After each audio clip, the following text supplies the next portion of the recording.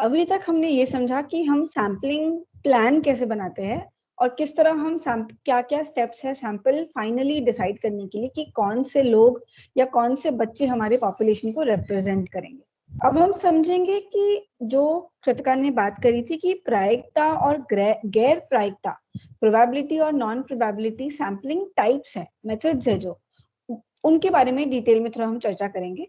तो इससे पहले कि हम आगे बढ़े, मेरा एक सवाल है कि अगर मैं एक सर्वेयर हूँ, मैं सर्वे करने आई हूँ आपके स्कूल में, और अगर मैं ये सर्वे करना चाहती हूँ कि कक्षा 11 के छात्रों के पास ऑन एवरेज कितने छात्रों के पास लैपटॉप है अभी घर में, तो मैं अगर आपके क्लास में आई हूँ और मैंने आप लोगों को बोला है कि आपके क्लास में से मुझे 5 बच्चे चाहिए ऐसे सिलेक्ट किए हुए, तो आप मुझे वो 5 बच्चे कैसे सिलेक्ट करके देंगे? आप में से कोई मुझे इस चीज का हेल्प कर सकते हैं आइडिया देने में कि आप कैसे सिलेक्ट करेंगे वो 5 बच्चों को?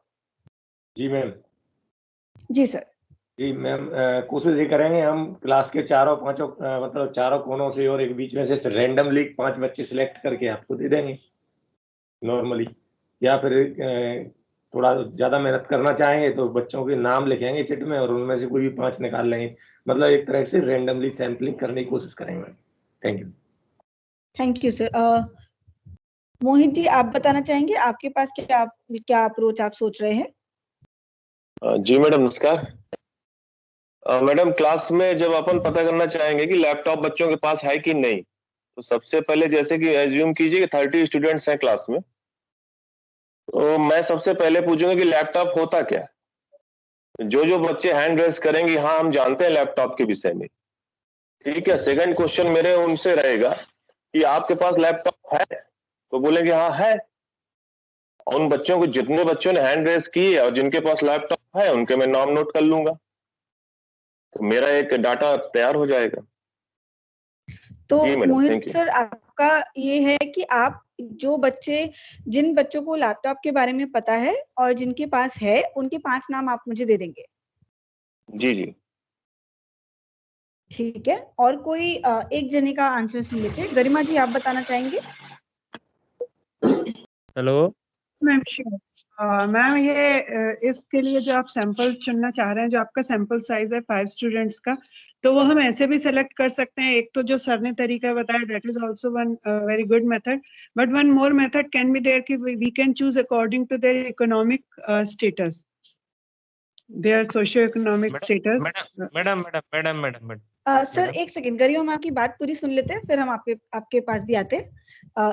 1 सेकंड। तो गरिमा मैम, आप कह रहे हैं कि आप इकोनॉमिक स्टेटस के बेसिस पे, तो आप अच्छा थोड़ा और डिटेल में बताना चाहेंगे कि मान लीजिए आपकी क्लास में 20 बच्चे हैं और ऐसा मान लेते हैं कि, तो आप उसमें से कैसे 5 बच्चे सिलेक्ट करेंगे हमारे लिए?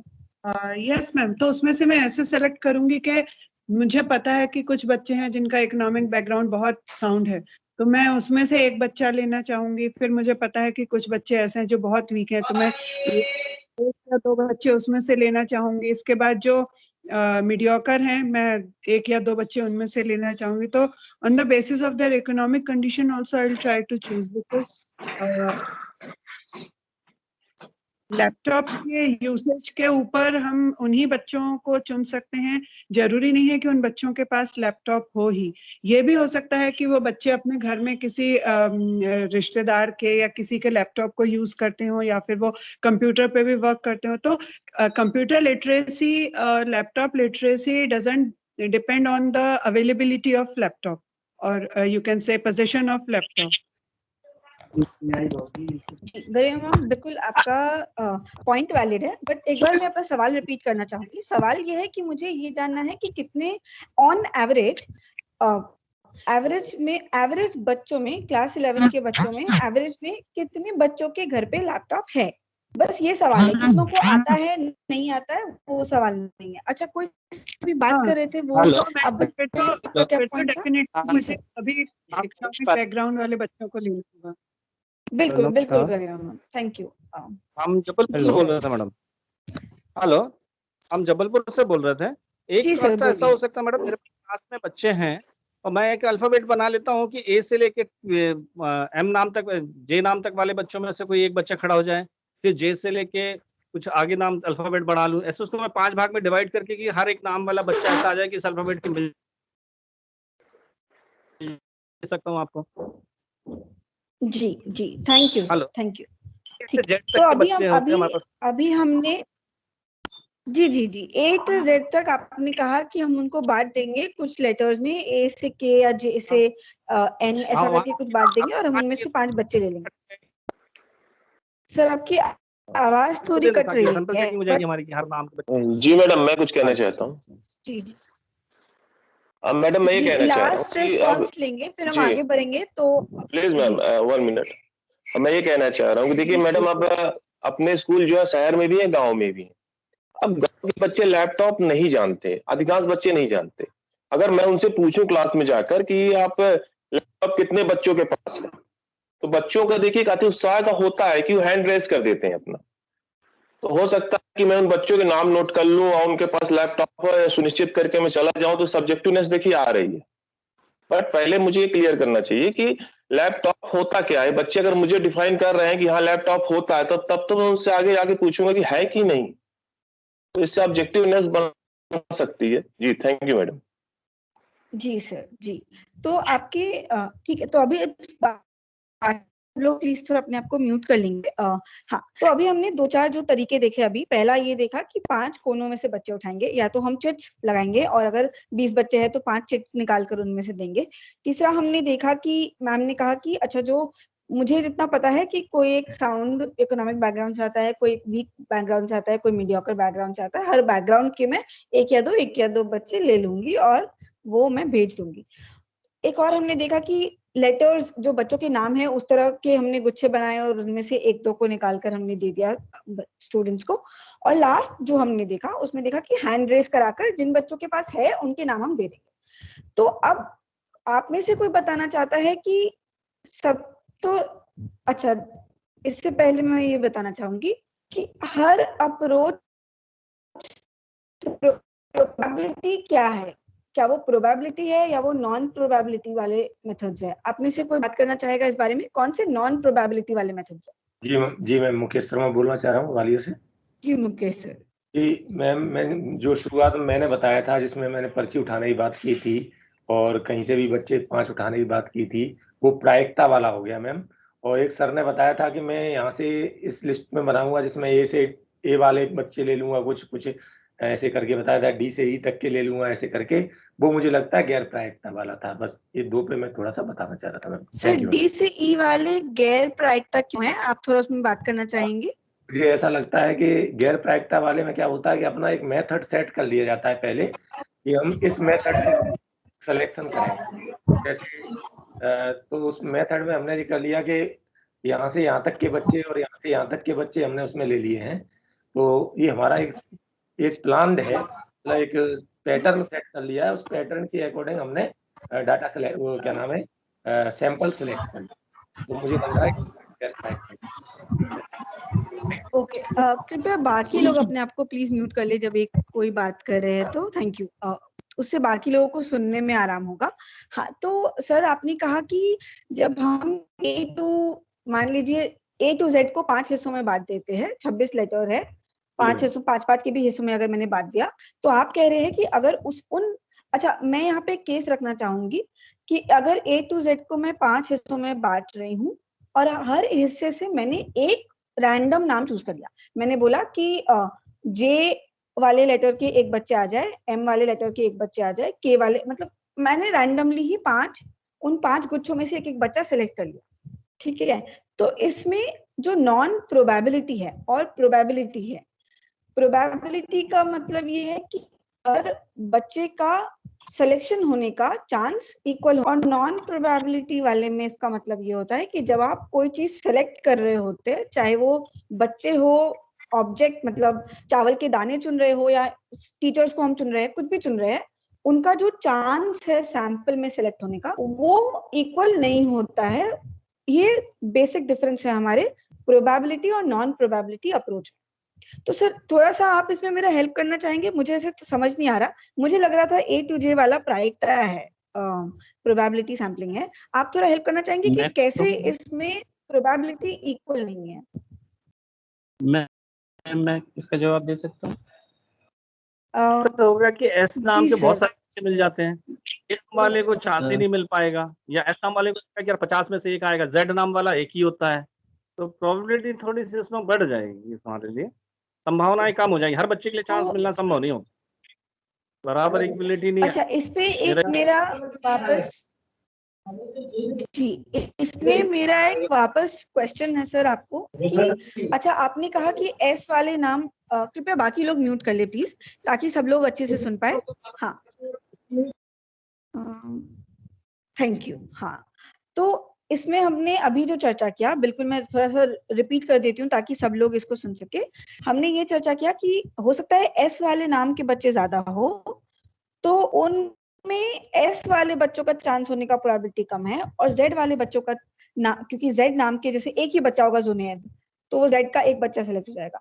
बट थोड़ा सा पीछे चलते हैं, अभी मैं ये कह रही हूँ कि ए टू जेड के मैंने मान लीजिए 5 गुच्छे बनाए, तो ए टू ई, एफ टू मान लेते हैं के, एल टू आर, और आर से जेड मान लेते, अभी 4 हमने बना दिए, ए टू ई, एफ टू के, एल से आर, आर टू जेड। अब हमने ये ग्रुप बनाया, ए टू ई के मैंने सारे नाम एक कटोरे में डाल दिए चिट्ठा, एफ टू के सारे नाम चिट बनाकर डाल दिए एक कटोरे में, चौथे कटोरे में एल टू आर डाला, आर टू टी मान लीजिए एक में डाला, और टी टू जेड एक में डाल दिया। अब मैंने उसमें से एक चिट निकाला, क्या इससे प्रोबेबिलिटी में फर्क पड़ रहा है? तब हम कह सकते हैं कि किसी बच्चे की प्रोबेबिलिटी कम या ज्यादा है? जी मैम, हो सकती है अभी भी, जैसा कि बच्चे के लिए अवसर उपलब्ध हो रहा है। जी मैडम, हर बच्चे के लिए पूरा उपलब्ध जी है। जी मैडम, एक्चुअली ये अलग अलग जो हमारा जो अल्फाबेटिकल हमने ग्रुप बनाया हुआ है, तो हम जानते हैं कि अधिकांश नाम जो है आर एस पे ज्यादा रहते हैं, इसलिए वहां संख्या ज्यादा रहेगी, ए टू ई में बच्चों की संख्या कम रहेगी, तो उनके सिलेक्शन की पॉसिबिलिटी भी अलग अलग हो जाएगी मैम। मैडम 1 मिनट का समय हमें दीजिए। डीएल जी तिवारी सर। शिवनी। मैडम जी ये जो तिवारी सर, दो मेथड हमने यूज करने जा रहे हैं हम। मान लो पहला एक सिलेक्शन था, रैंडम सिलेक्शन, जिसमें से पूरे सभी बच्चों में से हमने कोई 5 चुने होते, वो चिट उठा के चुने होते, है ना मैडम? तो वो भी प्रोबेबिलिस्टिक था, और यदि हमने उसके 5 ग्रुप बना के हर ग्रुप में से भी एक चुनना चाहा तो ये भी प्रोबेबिलिस्टिक मेथड ही होगा। पर अंतर मैं अपनी तरफ से जो समझ पा रहा हूँ वो ये है कि जब हम 5 ग्रुप में से 5 बच्चे चुनेंगे तो हमारा जो सैंपल का डिस्ट्रीब्यूशन है वो और प्रॉपर हो जाएगा, क्योंकि उसके पहले जो 5 चुनने की चांस होते थे तो वो हो सकता था पहले ही रो के या शुरू के ए टू ई में से ही 5 निकल जाएं रैंडम सिलेक्शन में से। तो रैंडम सिलेक्शन में प्रोबेबिलिटी फैक्टर तो पहले 5 में ज्यादा है, पहली मेथड में ज्यादा है, मगर अब दूसरे वाले में ये हो रहा है कि पूरे सैंपल में से डिस्ट्रीब्यूशन हमारा हर कोने तक जा रहा है। सर तो तिवारी सर आपके जी बोलिए। जी आप कंप्लीट कीजिए सर।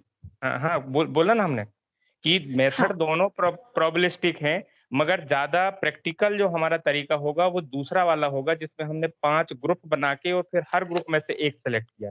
तो इससे ये हुआ कि हमारा सैंपल एक बड़ी पॉपुलेशन के हर एंड को रिप्रेजेंट कर रहा है, ये चांस बढ़ जाएगा। अदरवाइज जो पहले 5 सेलेक्ट किए थे तो वो हो सकता था कि वो पहली बेंच के या पहले जो ग्रुप था ए टू ई वाला उसी में से 5 निकल आए। तो रैंडम सिलेक्शन प्रोबेबिलिस्टिक ज्यादा वो होगा, मगर प्रैक्टिकल ज्यादा वो सेकंड वाला तरीका हो जाएगा। Excuse me ma'am. Tiwari sir thank you. Hello excuse me madam. जी राजीव तिवारी। जी सर। जी मैंने फिर से करना चाह रहा था कि ये जो ए टू जेड में हमारे जो बच्चों के नाम होते हैं वो इक्वली डिस्ट्रीब्यूट नहीं रहते हैं। यदि हम व्यवहारिक रूप से समझते हैं कि कुछ जो अल्फाबेट्स होते हैं आर है, एस है, इनमें ज्यादा नाम होते हैं बच्चों के, इसलिए ये इक्वी प्रोबेबल नहीं होगा। और क्लास में से जैसा हमारे मुकेश शर्मा जी बोल रहे थे कि ये एक कोने से दूसरे कोने से बी से हम 5 स्टूडेंट ले लेंगे तो that will be more equiprobable ma'am. जी थैंक यू राजीव सर। तो आपका पॉइंट बिल्कुल वैलिड है। जब हम लेटर्स के हिसाब से डिवाइड कर रहे हैं तो नंबर ऑफ स्टूडेंट्स हर कटोरे में A to E वाले में हो सकता है सबसे ज्यादा नाम हो, क्योंकि A के बहुत सारे नाम होंगे, हो सकता है F2 के वाले में शायद कम ही हो। अगेन जहाँ RS वाली चीज होगी तो बहुत सारे बच्चे होंगे, तो वहां हर बच्चे का चांस जो होगा वो उस कटोरे में कितने बच्चों के नाम है उस पर डिपेंड करेगा। तो उसकी उसमें हर बच्चे की प्रोबेबिलिटी अलग हो जाएगी, तो वो एक नॉन प्रोबेबिलिटी तरीका होगा। DL तिवारी सर, आपका जो पॉइंट था कि मैं जब चिट बना रहा हूँ तब भी प्रोबेबिलिटी, तो आप कह रहे थे कि हो सकता है वो 5 बच्चे पहले बेंच के आ जाए। तो ये जो हम स्टैटिस्टिक्स पढ़ते हैं, ये जो स्टैटिस्टिक्स का पूरा सब्जेक्ट है, इसका बेसिक फंडा ये है कि आप जब चिट थ्योरी करते हो, जब लॉटरी लगाते हो किसी चीज की, तो सबसे रैंडम चीजें सिलेक्ट होती है। ये बहुत ही मतलब इसकी चांस बिल्कुल बहुत कम है कि ऐसा होगा कि जो आप चिट से 5 बच्चे निकालोगे वो रो के पहले 5 बच्चे होंगे। अगर एज अ टीचर मैं अपनी क्लास में जाते ही मैं बोलूं अच्छा कोई सर्वेयर आए हैं उनको 5 बच्चे चाहिए, पहले रो के 5 बच्चे चले जाओ, तो वो गलत है। उसमें तो फिर मैं जब सैंपल करने गई, मैंने पहले ही डिसाइड कर लिया था मेरे माइंड में कि जो सबसे सामने बैठा होगा उसको मैं भेज दूंगी। तो वो बच्चे जो सामने बैठे हैं उनकी प्रोबेबिलिटी ज्यादा हो गई सिलेक्ट होने की, जो पीछे बैठे हैं उनकी प्रोबेबिलिटी कम हो गई सिलेक्ट होने की। लेकिन जब मैं चिट सिस्टम करती हूँ तो स्टैटिस्टिक्स ये कहता है कि जब आप कोई चीज की रैंडम सिलेक्शन जो कहते हैं हम, जैसे कि लॉटरी होता है जब हम चिट निकालते हैं, या हम जब लूडो खेलते हैं, तो कुछ भी आ सकता है, राइट? वो 6 नंबर जो है कुछ भी आ सकते हैं, 1 या 2 कुछ भी आ सकता है। तो इसलिए वहां पे वो चिट सिस्टम प्रोबेबिलिटी वाले सिस्टम होते हैं। तो यहाँ पे देख सकते हैं हम कि अभी तक हमने जो डिस्कस, जी जी तिवारी सर, मैडम बिल्कुल आपकी बात से 90% सहमत होते हुए मैं एक बात सबमिट करना चाह रहा था कि वो जो नाम वाली बात कर रहे थे ना, लेटर से हम उनको ग्रुपिंग कर रहे थे, तो ऐसा ना जी करके यदि हमने एक तो पूरी क्लास को as a whole any 5 select कर लिया वो चिट उठा के, तो एक वो प्रोबेबिलिटी मेथड होगी, इस पे बात करते हैं। दूसरा, यदि हमने वो रो बना लिया, first row, second row, third row, fifth row, और जितनी भी रोज हैं हमारी क्लास में उनमें से हर रो में से हमने एक बच्चा सेलेक्ट किया होता, तो हमारा जो डेटा होगा या सैंपल होगा वो पूरी पॉपुलेशन में डिस्ट्रीब्यूट हो जाएगा, इस बात के हमारे पास ज्यादा चांस है। अदरवाइज यदि जो सबसे पहला हमने काम किया था कि ऑल 20 में से एनी 5 लिए थे, तो हो सकता था कि वो 5 शुरू की रो के मिल जाए या फर्स्ट 2 रो से निकल आए, तो ये प्रोबेबिलिटी भी उस प्रोबेबिलिटी में शामिल है जो हम अप्लाई कर रहे थे। पर जब हमने 5 ग्रुप में बांट दिया, इक्वल ग्रुप में बांट दिया और हर ग्रुप से एक को रिप्रेजेंट किया, तो अब हमारा हर एंड तक, हर कॉर्नर तक हमारी अप्रोच हो गई सैंपल में, मैं ऐसा मानता हूँ। जी तिवारी सर, तो ये 2 अलग अलग अप्रोचेस है और दोनों ही प्रायिकता वाले अप्रोच है, दोनों ही प्रोबेबिलिटी का अप्रोच है, और दोनों में प्रोबेबिलिटी हर बच्चे की बराबर है। अगर आपने 4 आपकी क्लास में रोज है और हर रोज से एक रैंडमली आपने कोई बच्चा सिलेक्ट किया है, तो वो भी बिल्कुल सही है, उसमें भी प्रोबेबिलिटी आपकी सेम ही रहती है। 2 अलग अप्रोचेस है, ये बिल्कुल सही है आपका कहना कि कई बार रैंडम सिलेक्शन में ये नहीं हो पाता कि हर तरह के लोग रिप्रेजेंट हो पाए सैंपल में। ये हम आगे और डिस्कस करेंगे बहुत डिटेल में कि कब रैंडम सिलेक्शन बहुत ही हेल्पफुल नहीं रहता है। अभी 5 बच्चे हमें सिलेक्ट करने थे तो वो ठीक है, ठीक है। जो लास्ट, हेलो जी sir, madam, I would like to ask something. जी जैसा कि आपने बताया कि 2 टाइप्स की मेथड है यहाँ पे, प्रोबेबिलिटी मेथड और नॉन प्रोबेबिलिटी मेथड। और हेलो जी सर, हेलो जी आपको सुन पा यहाँ रही पे हूँ। मैडम, हाँ मैडम, हम यहाँ पे एक क्लास की बात कर रहे हैं, तो एक छोटी पॉपुलेशन की बात कर रहे हैं, नंबर लिमिटेड है, 40 है या 50 है, तो यहाँ पे क्या हम नॉन प्रोबेबिलिटी मेथड नहीं ले सकते कि जिसमें प्रोबेबिलिटी का चांस कम से कम हो? अगर हम लंबी लॉन्ग पॉपुलेशन की बात करें, सिटी के बच्चों की बात करें या स्टेट के बच्चों की बात कर रहे हैं, तब तो हमें वहाँ पे प्रोबेबिलिटी मेथड ले सकते हैं, we can choose the probability method. But if we are talking about only one class, if we are talking about only limited person of the student, then we can take the non probability method, we can choose the convenient method. Sir आपकी point बिल्कुल valid है, जैसा research question होता है उस पर depend करता है कि हम किस तरह का अप्रोच लेते हैं। अब जैसे ये हमारा जो पहला सिचुएशन था, सिचुएशन पे मैंने ये बोला था कि मैं आई हूँ एज सर्वेयर और मैं मान लीजिए सब स्कूलों का असेस करना चाहती हूँ कि कक्षा 11 के बच्चों में कितने ऑन एवरेज कितने प्रतिशत बच्चों में के पास लैपटॉप है घर में। तो उस समय क्या होगा, अगर आपने अपनी क्लास में कन्वीनियंस सैम्पलिंग करी और सब टीचर ने अपने अपने क्लास में, जहां जहां मैं जा रही हूँ सब जगह कन्वीनियंस सैम्पलिंग हुआ, तो जो मेरा डेटा आएगा, जो मान लीजिए जिला लेवल पे है या ब्लॉक लेवल पे है, जितने भी स्कूल में विजिट करके आई, अगर वहां पे आपने कन्वीनियंस सैम्पलिंग कर ली या आपने उन्हीं बच्चों के नाम दिए जिनके पास लैपटॉप है या जिनको लैपटॉप पता है, तो मेरे पास जो डेटा आ रहा है वो तो सिर्फ उन्हीं बच्चों का आ रहा है जिनके पास लैपटॉप होगा। Yes ma'am, yes. है ना? तो वहां पे जो रिसर्च क्वेश्चन है आपका, उस पे फर्क पड़ता है। मान लीजिए आप अपने क्लास में है, सॉरी एक पॉइंट लास्ट ऐड करना चाहूंगी। मान लीजिए आप अपने क्लास में जब पढ़ाते हैं कोई एक चैप्टर, तो अगर आपको पता करना होता है कि अच्छा मेरे क्लास में बच्चों ने समझा या नहीं समझा, तो आप उसी समय सैम्पलिंग का टेक्निक इस्तेमाल करते हैं। आप में से कोई बता सकता है कैसे वो आप इस्तेमाल करते हैं? मैडम कहना चाहूंगा मैं कुछ। जी हेलो। जी सर। मैडम मैडम हमारा जो आज वर्कशॉप का उद्देश्य है तो असेसमेंट के लिए ही है, और बच्चों में ये करना है कि लर्निंग कैपेसिटी ज्यादा से ज्यादा बिल्ड हो उनकी। मैडम अपन जो क्लास लेते हैं तो उसमें तो ऑन पेपर नहीं कर पाते, लेकिन रोज ये काम करते हैं, क्योंकि देखिए ग्रुप जो हमारा ये डायग्नोस्टिक टेस्ट हम लोग लेते रहते हैं, यूनिट टेस्ट लेते रहते हैं, तो A grade, B grade, C grade, D grade, E1, E2 ये ग्रेडिंग हम लोग करते हैं। और ई ग्रेड में ज्यादा से ज्यादा बच्चे आते हैं तो हमने उसको भी 2 भागों में डिवाइड कर दिया, E1 E2 में कर दिया। तो प्रोबेबिलिटी मैडम ये, अब जैसे कि अब बच्चों को हम ले रहे हैं, अब E1 E2 में ज्यादा बच्चे आ रहे हैं, अब टीचर गया क्लास लेने के लिए और लेसन उसने शुरुआत की तो डायग्नोस्टिक टेस्ट करना चाहता है या फिर फीडबैक लेना चाहता है, तो एक उसके मन में आंकड़े रहते हैं कि ये मुझसे किससे क्या पूछना है, बच्चों में E1 E2 कैटेगरीज में क्या था, उनको कितनी मेरी बात समझ में आई, ए कैटेगरी में कौन सा बच्चा था उसको कितनी बात समझ में आई, तो कैसा क्या उसको फीडबैक मिल रहा। तो ऑन पेपर तो हम लोग नहीं करते हैं, लेकिन ये क्लासेस में तो करते हैं। अब आप ये बताओ कि प्रोबेबिलिटीज में आता है कि नॉन प्रोबेबिलिटीज में आता है? यही मैं पूछना, यही मेरा सवाल भी था कि आप लोग क्लास में कैसे करते हैं। तो सर आपका बिल्कुल पॉइंट वैलिड है। आपको अगर अपनी कक्षा में पता है कि किस किस स्तर के बच्चे हैं, है तो हर ग्रेड की कौन से बच्चे हैं। आप क्या करते हो, अगर मैंने एक कोई कॉन्सेप्ट पढ़ा लिया, मैंने ट्रिग्नोमेट्री पढ़ा लिया, मैं उन 5 स्तर में से कोई एक एक बच्चा उठा लेती हूँ कि अच्छा तुम बता दो, तुम बता दो, तुम बता दो, ये 5 बच्चे हो गए।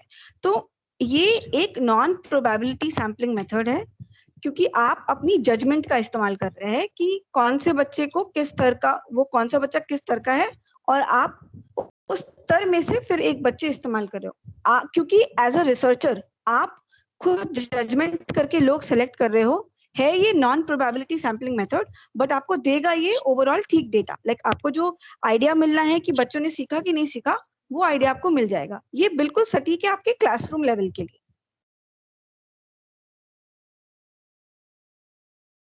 ठीक है, तो अभी तक प्रोबेबिलिटी और नॉन प्रोबेबिलिटी हमने कवर किया कि होता क्या है, किस तरह की चीजें नॉन प्रोबेबिलिटी होती है, कब काम आती है। लो स्केल, जब छोटे स्तर पे हम कुछ कर रहे होते हैं, जब क्लासरूम लेवल पे हम कुछ कर रहे होते हैं, तो इस तरह की चीजें ठीक रहती है। रिसर्च क्वेश्चन अगर बहुत बड़ा हो तो हमें प्रोबेबिलिटी सैम्पलिंग करना चाहिए।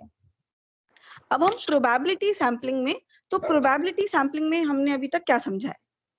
हमने ये समझा है कि पहला ये होगा कि जो भी हम सैंपल कर रहे हैं, या तो बच्चे या स्कूल या टीचर्स या चावल के दाने, जो भी हो, हर चीज का चांस सैंपल में सिलेक्ट होने का इक्वल होना चाहिए।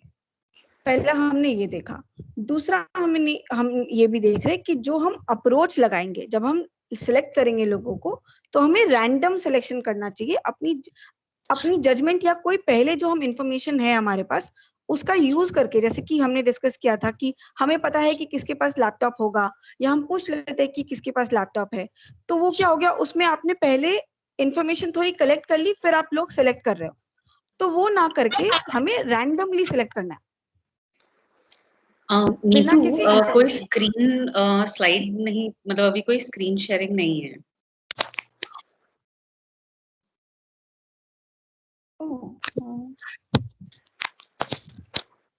Okay, 1 second.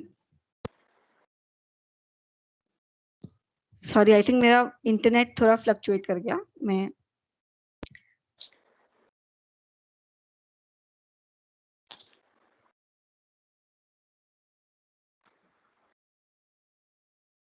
जी, अभी शो हो रहा है?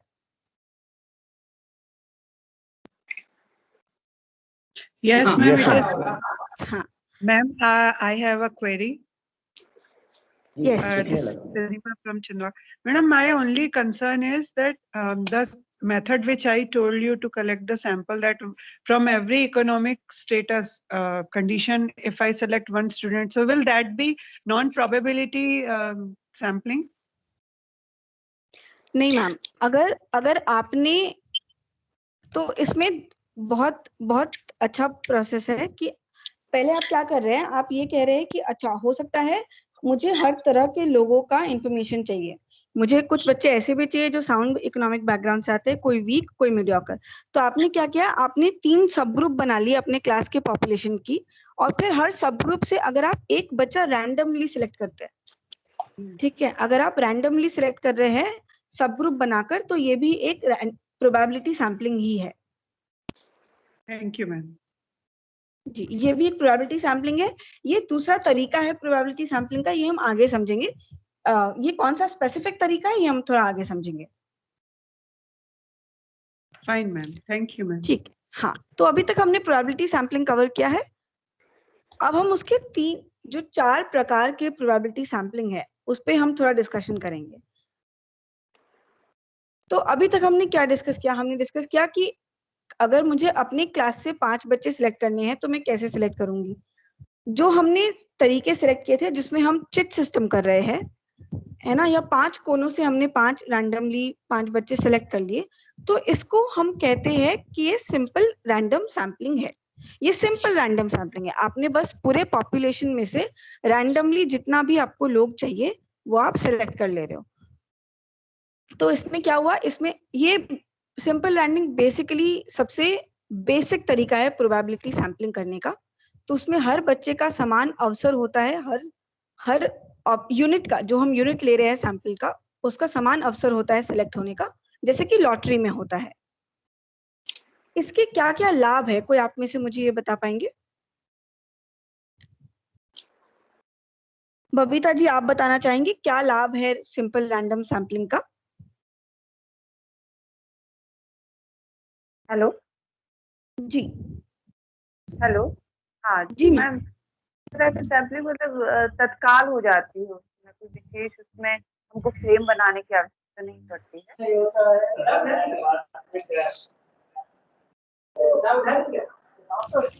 जी, तो बाकी लोग कृपया म्यूट कर ले अपने आप को। हाँ, कृति मैम आप कुछ बोल रहे थे, आपका माइक ऑन है। जी मैम, जी, इसमें मैम समय भी कम लगता है और शीघ्रता से हम अपने न्यायाधीश को चुन लेते हैं। Okay, thank you ma'am. और जी मैम, जी थैंक यू। और कोई कुछ पॉइंट ऐड करना चाहेंगे? मैं हाथ देख रही हूँ। डेफिनेटली मैडम, बायसलेस शंकर सर जी। जी ये सर मैडम, इसमें जैसा कि मैडम ने बताया कि टाइम सेविंग है, बहुत क्विक रिजल्ट प्राप्त होते हैं। थर्ड, इसमें बायसलेस होती है। जी, बायसलेस होती है। सर बायसलेस थोड़ा आप एक्सप्लेन करना चाहेंगे हम सबको? पक्षपात नहीं रहता किसी भी बच्चे के सिलेक्ट होने का, कोई भी बच्चा सिलेक्ट हो सकता है बाय चांस, क्योंकि